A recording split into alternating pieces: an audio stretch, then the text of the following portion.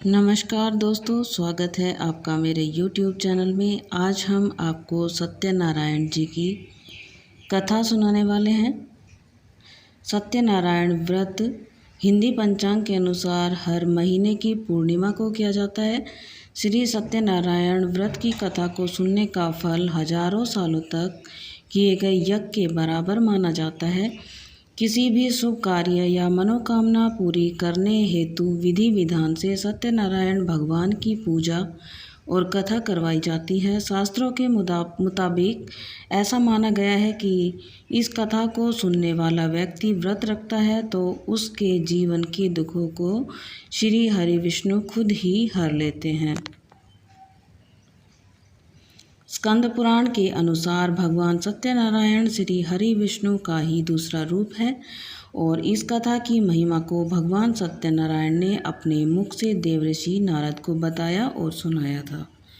तो चलिए शुरू करते हैं सत्यनारायण भगवान जी की कथा। एक समय की बात है, नैमिषारण्य तीर्थ में शौनक आदि 88,000 ऋषियों ने श्री सूत जी से पूछा, हे प्रभु, इस कलयुग में वेद विद्या रहित मनुष्यों को प्रभु भक्ति किस प्रकार मिल सकती है तथा उनका उद्धार कैसे होगा। हे मुनिश्रेष्ठ, कोई ऐसा तप बताएं जिससे थोड़े समय में ही पुण्य मिले और मनवांछित फल भी मिल जाए। इस प्रकार की कथा सुनने की हम लोग इच्छा रखते हैं। सभी शास्त्रों के ज्ञाता सूत जी बोले, हे वैष्णवों में पूज्य, आप सभी ने प्राणियों के हित की बात पूछी है, इसलिए मैं एक ऐसे श्रेष्ठ और व्रत के बारे में आप लोगों को जरूर बताऊंगा जिसके बारे में नारद जी ने लक्ष्मी नारायण जी से पूछा था और लक्ष्मीपति श्री हरि ने नारद जी से कहा था। अब आप भी इसे सुनिए। एक समय की बात है, नारद जी दूसरों के हित की इच्छा के लिए अनेक लोकों में घूमते हुए मृत्यु लोक में जा पहुँचे। यहाँ उन्होंने अनेक योनियों में जन्मे सभी मनुष्यों को अपने कर्मों के अनुसार पीड़ा झलत हुए देखा। उनका दुख देख नारद जी सोचने लगे कि ऐसा क्या किया जाए जिससे निश्चित रूप से मानव के दुखों का अंत हो जाए। इसी विचार पर मनन करते हुए वह विष्णु लोक में गए। वहाँ वह नारायण की स्तुति करने लगे और बोले, हे भगवान, आप अत्यंत शक्ति से संपन्न हैं, निर्गुण स्वरूप, सृष्टि के कारण भक्तों के दुख को दूर करने वाले हैं, आपको मेरा प्रणाम। नारद जी की स्तुति सुन विष्णु भगवान बोले, मुनि श्रेष्ठ, आपके मन में क्या बात है उसे निसंकोच कहो। इस पर नारद मुनि बोले, मृत्युलोक में अनेक योनियों में जन्मे मनुष्य अपने कर्मों के द्वारा अनेकों दुखी हो रहे हैं।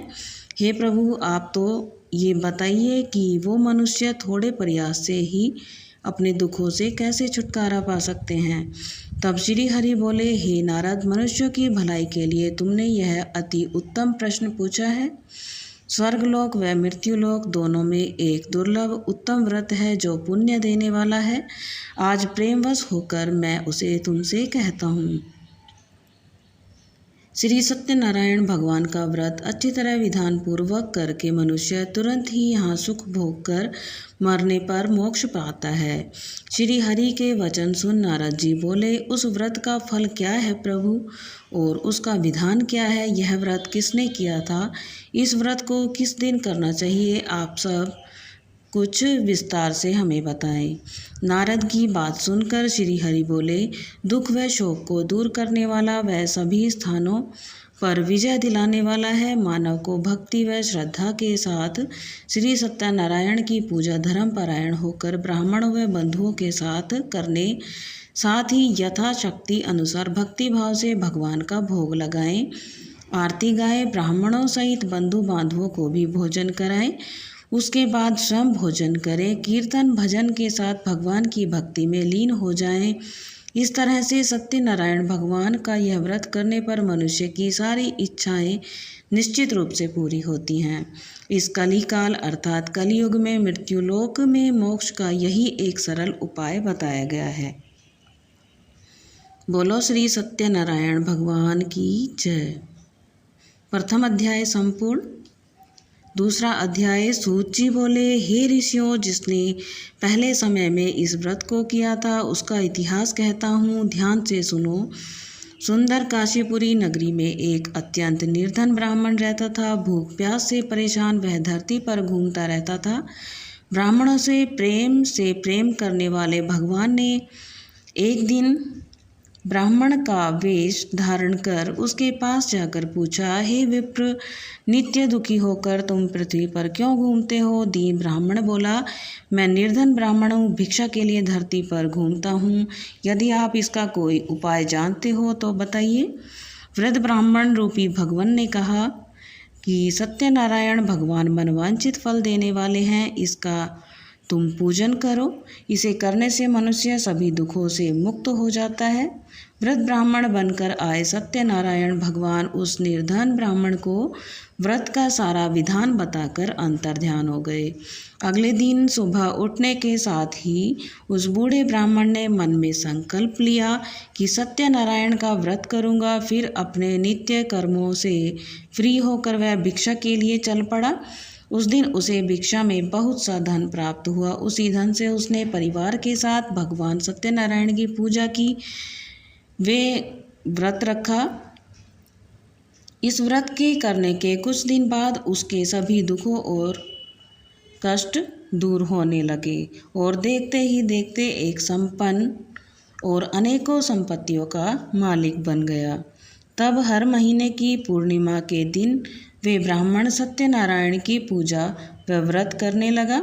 इस प्रकार सत्यनारायण भगवान के इस व्रत को करके वह श्रेष्ठ ब्राह्मण सभी पापों और गरीबी से मुक्त हो गया और उसने एक दुर्लभ मोक्ष पद को प्राप्त किया। इस तरह से सत्यनारायण भगवान के व्रत को जो मनुष्य करेगा वह सभी प्रकार के पापों से छूटकर मोक्ष को प्राप्त होगा। जो मनुष्य इस व्रत को करेगा वह भी सभी दुखों से मुक्त हो जाएगा। सूत जी बोले, इस तरह से नारद जी से नारायण जी का कहा हुआ श्री सत्यनारायण व्रत को मैंने तुमसे कहा। हे विप्रो, मैं अब और क्या कहूँ? ऋषि बोले, हे मुनिवर, संसार में उस विप्र से सुनकर किस किस ने इस व्रत को किया, हम यह सब सुनना चाहते हैं। इसके लिए हमारे मन में श्रद्धा का भाव है। सूत जी बोले, हे मुनियों, जिसने इस व्रत को किया है वह सब सुनो। एक समय वही विप्र धन व ऐश्वर्य के अनुसार अपने बंधु बांधवों के साथ इस व्रत को करने को तैयार हुआ। उसी समय एक लकड़ी बेचने वाला बूढ़ा आदमी आया और लकड़ियां बाहर रखकर अंदर ब्राह्मण के घर में गया। प्यास से दुखी व लकड़हारा उनको व्रत करते देख विप्र को नमस्कार कर पूछने लगा कि आप यह क्या कर रहे हैं तथा इसके करने से आपको क्या फल मिलेगा, कृपा करके मुझे भी बताएं। ब्राह्मण ने कहा कि सब मनोकामनाओं को पूरा करने वाला यह सत्यनारायण भगवान का व्रत है। इनकी कृपा से ही मेरे घर में धन धान्य आदि की वृद्धि हुई है। विप्र से सत्यनारायण व्रत के बारे में जानकर लकड़हारा बहुत प्रसन्न हुआ। चरणामृत लेकर वह प्रसाद खाने के बाद वह अपने घर को गया। लकड़हारे ने अपने मन में संकल्प लिया, आज लकड़ी बेचने से जो धन मिलेगा उसी से मैं सत्यनारायण भगवान जी का उत्तम व्रत करूँगा। मन में इस विचार को ले बूढ़ा आदमी सिर पर लकड़ियाँ रख उस नगर में बेचने गया जहाँ उसे अपनी लकड़ियों का दाम पहले से 4 गुना अधिक मिला। बूढ़ा प्रसन्नता के साथ पैसे लेकर सत्यनारायण भगवान की मूर्ति और व्रत की अन्य सामग्रियां लेकर अपने घर गया। वहां उसने अपने परिवारजनों को बुलाकर विधि विधान से सत्यनारायण भगवान का पूजन और व्रत किया। इस व्रत के प्रभाव से वह बूढ़ा लकड़हारा धन पुत्र आदि से युक्त होकर संसार के समस्त सुख अंतकाल में वैकुंठ धाम को चला गया। बोलो सत्यनारायण भगवान की जय। द्वितीय अध्याय संपूर्ण। तीसरा अध्याय। सूत जी बोले, हे श्रेष्ठ मुनियों, अब आगे की कथा कहता हूँ। पहले समय में उल्कामुख नाम का एक बुद्धिमान राजा था। वह सत्य वक्ता और जितेंद्रिय था। प्रतिदिन देवस्थानों पर जाता, निर्धनों को धन देकर उनके कष्ट दूर करता था। उसकी पत्नी कमल के समान मुख वाली तथा सती साध्वी थी। भद्रशिला नदी के तट पर उन दोनों ने श्री सत्यनारायण भगवान का व्रत किया। उसी समय साधु नाम का एक वैश्य आया। उसके पास व्यापार करने के लिए बहुत सा धन भी था। राजा को व्रत करते देखकर वह विनय के साथ पूछने लगा, हे राजन, भक्ति भाव से पूर्ण होकर आप यह क्या कर रहे हैं? मैं सुनने की इच्छा रखता हूँ, आप कृपा करके मुझे बताएं। राजा बोला, मैं अपने बंधु बांधवों के साथ पुत्र आदि की प्राप्ति के लिए श्री सत्यनारायण भगवान का व्रत पूजन कर रहा हूँ। राजा के वचन सुन साधु आदर से बोला, हे राजन, मुझे इस व्रत का सारा विधान कहिए। मैं भी इस व्रत को करूँगा। मेरे भी संतान नहीं है। इस व्रत को करने से निश्चित रूप से ही मुझे भी संतान की प्राप्ति होगी। राजा से व्रत का सारा विधान सुन व्यापार से निवृत्त हो वह अपने घर गया। साधु ने अपनी पत्नी को संतान देने वाले इस व्रत का वर्णन कह सुनाया और कहा, जब मेरी संतान होगी तब मैं इस व्रत को करूँगा। साधु ने इस तरह के वचन अपनी पत्नी लीलावती से कहे। एक दिन लीलावती पति के साथ आनंदित हो सांसारिक धर्म में प्रवृत्त होकर सत्यनारायण भगवान की कृपा से गर्भवती हो गई। 10वें महीने में उसके गर्भ से एक सुंदर कन्या ने जन्म लिया। माता पिता ने अपनी कन्या का नाम कलावती रखा। एक दिन कलावती की माँ लीलावती ने अपने पति को याद दिलाया कि आपने सत्यनारायण भगवान के जिस व्रत को करने का संकल्प किया था उसे करने का समय आ गया है। आप इस व्रत को करिए। साधु बोला, हे प्रिय, इस व्रत को मैं उसके विवाह पर करूँगा। इस प्रकार अपनी पत्नी को आश्वासन देकर वह नगर को चला गया। साधु ने एक बार नगर में अपनी कन्या को सखियों के साथ देखा तो उसे लगा कि उसकी कन्या अब विवाह योग्य हो गई है, तो उसने कन्या के लिए योग्य वर ढूंढना शुरू कर दिया। एक दिन साधु की बात को ध्यान रखते हुए एक नगर में पहुंचा। वहां देखभाल कर लड़की ने के एक सुयोग्य वणिक पुत्र ले आया। सुयोग्य लड़के को देख साधु ने बंधु बांधवों को बुलाकर अपनी पुत्री का विवाह कर दिया। लेकिन दुर्भाग्य की बात यह है कि साधु ने अभी भी श्री सत्यनारायण भगवान का व्रत नहीं किया। इस पर श्री भगवान क्रोधित हो गए और श्राप दिया। अपने कार्यकाल में कुशल साधु बनिया जमाई को लेकर समुद्र के पास स्थित होकर रत्नसारपुर नगर में गया। वहां जाकर दामाद ससुर दोनों मिलकर चंद्रकेतु राजा के नगर में व्यापार करने लगे। एक दिन भगवान सत्यनारायण की माया से प्रेरित हो एक चोर राजा का धन चुरा कर भाग रहा था।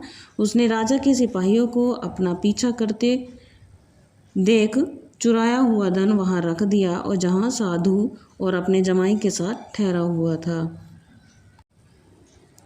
राजा के सिपाहियों ने साधु वैश्य के पास राजा का धन पड़ा देखा तो वह ससुर जमाई दोनों को बांधकर प्रसन्नता से राजा के पास ले गए और कहा, उन दोनों चोरों को हम पकड़ लाए हैं, आप आगे की कार्रवाई की आज्ञा दें। राजा की आज्ञा से उन दोनों को कठिन कारावास में डाल दिया गया। उनका सारा धन भी छीन लिया गया। श्री सत्यनारायण भगवान से के श्राप से साधु की पत्नी भी बहुत दुखी हुई। घर में जो धन रखा था उसे चोर चुरा कर ले गए। शारीरिक व मानसिक पीड़ा व भूख प्यास से अति दुखी हो अन्न की चिंता में कलावती के ब्राह्मण के घर गई। वहां उसने श्री सत्यनारायण भगवान का व्रत होते देखा। फिर कथा भी सुनी। वह प्रसाद ग्रहण कर वह रात को घर वापस आई। माता ने कलावती से पूछा, हे पुत्री, अब तक तुम कहाँ थी? तुम्हारे मन में क्या है? कलावती ने अपनी माता से कहा, हे माता, मैंने एक ब्राह्मण के घर में श्री सत्यनारायण भगवान का व्रत होते देखा है।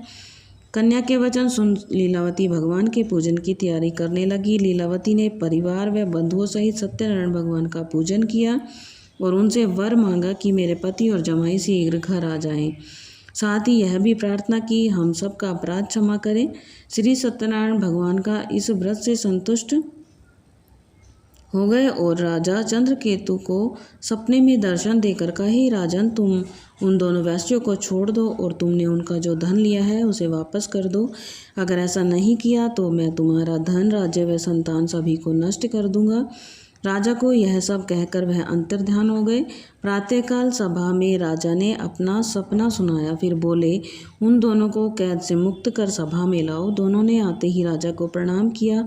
राजा बोला, महानुभावों, भाग्यवश ऐसा कठिन दुख तुम्हें प्राप्त हुआ है, लेकिन अब तुम्हें कोई भय नहीं। ऐसा कह राजा ने उन दोनों को नए वस्त्र आभूषण भी पहनाए और जितना धन उनका लिया था उससे दुगना धन दे वापस किया। दोनों वैसे अपने घर को चल दिए। बोलिए सत्यनारायण भगवान की जय। तृतीय अध्याय समाप्त। चौथा अध्याय। सूत जी बोले, वैश्य ने मंगलाचार कर अपनी यात्रा आरंभ की और अपने नगर की ओर चल दिए। उनके थोड़ी दूर जाने पर एक दंडी वेशधारी श्री सत्यनारायण ने उनसे पूछा, हे साधु, तेरी नाव में क्या है? अभिमानी वणिक हंसता हुआ बोला, हे दंडी, आप क्यों पूछते हो? क्या धन लेने की इच्छा है? मेरे नाव में तो बेल व पत्ते भरे हुए हैं। वैसे के कठोर वचन सुन भगवान बोले, तुम्हारा वचन सत्य हो। दंडी ऐसे वचन कह वहाँ से कुछ दूर चले गए। कुछ दूर जाकर समुद्र के किनारे बैठ गए। दंडी के जाने के बाद साधु वैश्य ने नित्य क्रिया के पश्चात नाव को ऊंची उठते देख अचंभा माना। नाव में बेल पत्ते आदि देख वह मूर्छित हो जमीन पर गिर पड़ा। वापस होश आने पर वह अत्यंत शोक में डूब गया। तब उसका दामाद बोला, आप शोक न मनाएं, यह दंडी का श्राप है, इसलिए हमें उनकी शरण में चलना चाहिए, तभी हमारी मनोकामना पूरी होगी। दामाद की बात सुनकर वह दंडी के पास पहुंचा। अत्यंत भक्ति भाव से नमस्कार कर बोला, मैंने आपसे जो असत्य वचन कहे थे उनके लिए मुझे क्षमा करें। ऐसा कहकर रोने लगा। तब दंडी भगवान बोले, हे वणिक पुत्र, मेरी आज्ञा से तुम्हें बार बार दुख प्राप्त हुआ है, तुम मेरी पूजा से विमुख हुए हो। साधु बोला, हे भगवान, आपकी माया से ब्रह्मा आदि देवता भी आपके रूप को नहीं जानते, तब मैं अज्ञानी कैसे जान सकता हूँ? आप प्रसन्न होइए, मैं सामर्थ्य के अनुसार आपकी पूजा करूँगा, मेरी रक्षा करो, पहले के समान नौका में धन भर दो। साधु वैश्य के भक्तिपूर्वक वचन सुनकर भगवान प्रसन्न हो गए और उसकी इच्छा अनुसार वरदान देकर अंतर्ध्यान हो गए। ससुर जमाई दोनों जब नाव पर आए तो नाव धन से भरी हुई मिली। फिर वहीं अपने अन्य साथियों के साथ सत्यनारायण भगवान का पूजन कर अपने नगर को चल दिए। जब नगर के नज़दीक पहुँचे तो दूत को घर पर खबर करने के लिए भेज दिया। दूत साधु की पत्नी को प्रणाम कर कहता है, मालिक अपने दामाद सहित नगर के निकट आ गए हैं। दूत की बात सुन साधु की पत्नी लीलावती ने बड़े हर्ष के साथ सत्यनारायण भगवान का पूजन कर अपनी पुत्री कलावती से कहा कि मैं अपने पति के दर्शन को जाती हूँ, तू कार्य पूर्ण कर शीघ्र आ जाना। माँ के ऐसे वचन सुन कलावती जल्दी में प्रसाद छोड़ अपने पति के पास चली गई। प्रसाद की अवज्ञा के कारण श्री सत्यनारायण भगवान रुष्ट हो गए और नाव सहित उसके पति को पानी में डुबो दिया। कलावती अपने पति को वहां न पाकर रोती हुई जमीन पर गिर पड़ी। नौका को डूबा हुआ देख वह कन्या को रोता हुआ देख साधु दुखी होकर बोला कि हे प्रभु, मुझसे तथा मेरे परिवार से जो भूल हुई है उसे क्षमा करें। साधु के दीन वचन सुनकर श्री सत्यनारायण भगवान प्रसन्न हो गए और आकाशवाणी हुई, हे साधु, तेरी कन्या मेरा प्रसाद छोड़कर आई है, इसलिए उसका पति अदृश्य हुआ है। यदि वह घर जाकर प्रसाद खाकर लौटती है तो इससे उसका पति अवश्य मिलेगा। ऐसी आकाशवाणी सुनकर कलावती ने वैसा ही किया जैसा आकाशवाणी के दौरान भगवान ने कहा और फिर प्रसाद ग्रहण करने के बाद जब वो वापस आई तो अपने पति को दर्शन करके अत्यंत प्रसन्न हुई। उसके बाद साधु अपने बंधु बांधवों सहित श्री सत्यनारायण भगवान का विधि विधान से पूजन करता है। इस लोक का सुख भोग वह अंत में स्वर्ग को जाता है। बोलिए सत्यनारायण भगवान की जय। 5वां अध्याय। सूत जी बोले, हे ऋषियों, मैं और भी एक कथा सुनाता हूँ, उसे भी ध्यान पूर्वक सुनो। प्रजा पालन में लीन तुंगध्वज नाम का एक राजा था। उसने भी भगवान का प्रसाद त्याग कर बहुत ही दुख प्राप्त किया। एक बार जंगल में जाकर वह वन्य पशुओं को मारकर वह बड़ के पेड़ के नीचे आया। वहाँ उसने ग्वालों को भक्ति भाव से अपने बंधुओं सहित सत्यनारायण भगवान का पूजन करते देखा। अभिमानवश राजा उन्हें देखकर ना पूजा के स्थान में नहीं गया, ना ही भगवान को प्रणाम किया। ग्वालों ने राजा को प्रसाद दिया, लेकिन उसने वह प्रसाद नहीं खाया और प्रसाद को वहीं छोड़ वह अपने नगर को चला गया। जब वह नगर में पहुंचा तो वहां सब कुछ तहस नहस हो गया और वह शीघ्र ही समझ गया कि यह सब भगवान के अनादर के कारण ही हुआ है। वह दोबारा ग्वालों के पास गया, विधि पूर्वक पूजा कर प्रसाद खाया तो श्री सत्यनारायण भगवान की कृपा से सब कुछ पहले जैसा हो गया। दीर्घ काल तक सुख भोगने के बाद मरणोपरांत उसे स्वर्ग लोक की प्राप्ति हुई। जो मनुष्य परम दुर्लभ इस व्रत को करेगा तो भगवान सत्यनारायण की अनुकंपा से उसे धन धान्य की प्राप्ति होगी। निर्धन धनी हो जाता है और भय मुक्त हो जाता है। संतानहीन मनुष्य को संतान सुख मिलता है और सारे मनोरथ पूर्ण होने पर मानव अंतकाल में वैकुंठ धाम को जाता है। तब सूत जी बोले, जिन्होंने पहले इस व्रत को किया, अब उनके दूसरे जन्म की कथा कहता हूँ, सुनो। वृद्ध शतानंद ब्राह्मण ने सुदामा का जन्म लेकर मोक्ष की प्राप्ति की। लकड़हारे ने अगले जन्म में निषाद बनकर मोक्ष प्राप्त किया। उल्कामुख नाम का राजा दशरथ होकर वैकुंठ को चले गए। साधु नाम के वैश्य ने मयूरध्वज बनकर अपने पुत्र को आरे से चीरकर मोक्ष पाया। महाराज तुंगध्वज ने शंभु होकर भगवान से भक्ति युक्त होकर कर्म कर मोक्ष पाया। कथा सुनने के बाद सभी ने श्री हरि का झुककर प्रणाम किया। बोलिए सत्यनारायण भगवान की जय। 5वां अध्याय समाप्त।